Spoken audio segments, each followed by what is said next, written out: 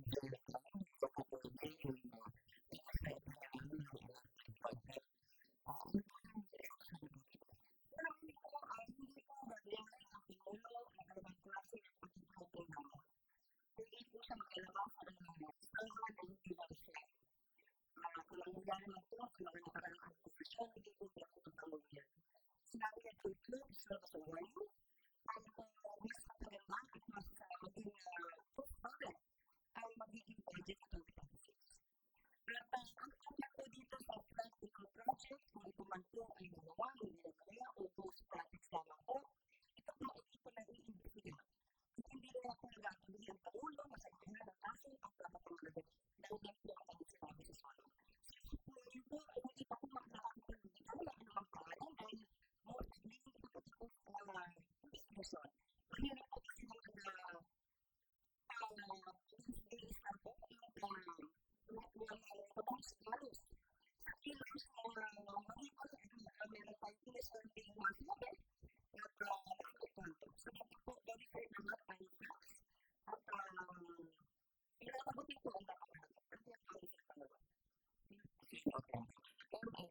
Ano po sa flood control projects na kapatid ko ang investigahin yung mga fund and marketing? Kung ano po ang dapat investigahin, hindi po tayo nilimitan sa practical projects. May mga agenda pa, hindi po naman sa meron po ay nalagaman na mga pinamagaligagan sa siyudad, sa mga munisipyo, nagmamalagat po para ito po ay next year. So, ito po mga kaibigan sa respect and support.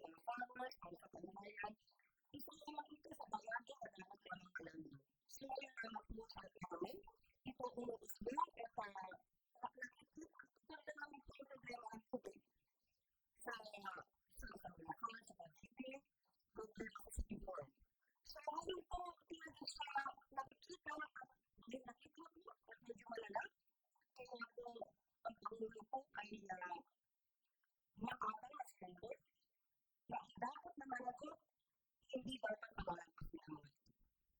Gusto yung dapat talaga, dapat malaman din nyo, kaya kung mawalis na naman natin, kaya hindi pa publish natin.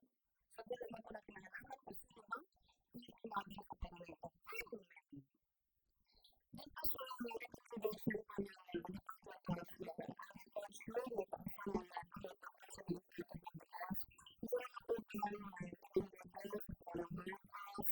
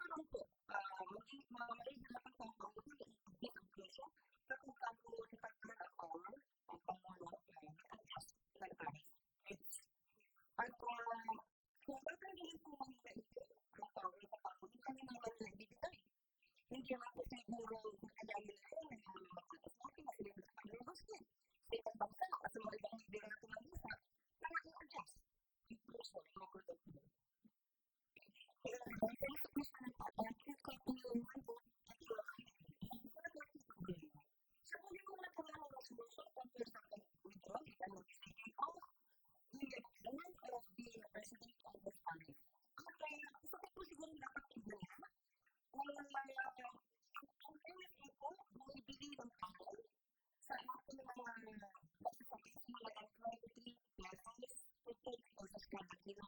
Pero ako hindi ako nakakamit ang 23 pesos. Kasi sabi lang natin, hindi po talaga natin sa gobyerno.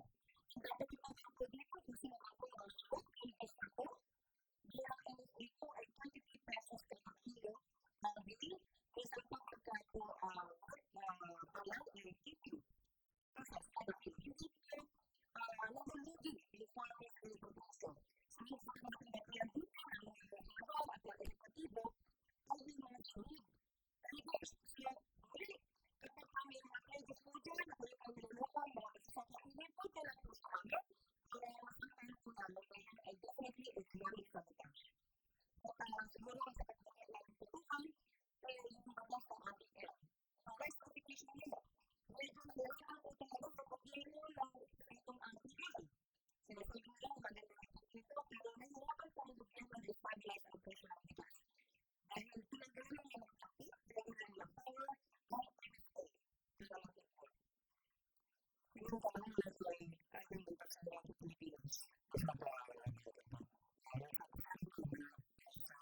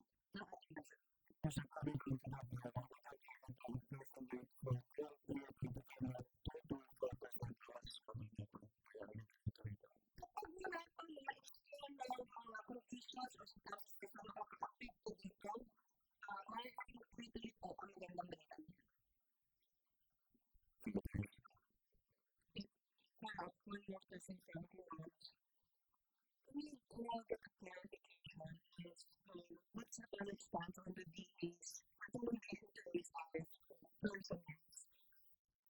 To raise the bank. We can give sales